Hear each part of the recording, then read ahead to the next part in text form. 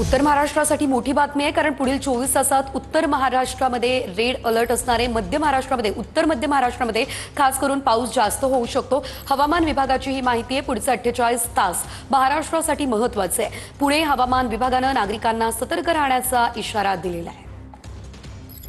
Sir, आजची आणि इथून पुढच्या पावसाची नेमकी परिस्थिती काय असणार आहे?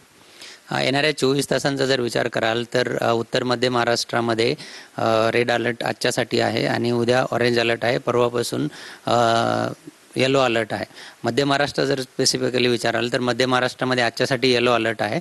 उद्यापासून तिकडे कोणतीही वॉर्निंग दिली गेलेली नाही, म्हणजेच हलक्या ते मध्यम स्वरूपाचाच पाऊस तिथे उद्यापासून पडण्याची शक्यता आहे। तर येणारे 24 ते 48 तास हे महाराष्ट्रासाठी महत्त्वाचे आहे। त्याचबरोबर किनारपट्टीचा जर प्रदेश बघाल तर तिथे सुद्धा रेड अलर्ट आहे आजच्यासाठी। उद्यापासून उद्या ऑरेंज आणि परवापासून येलो अलर्ट आहे।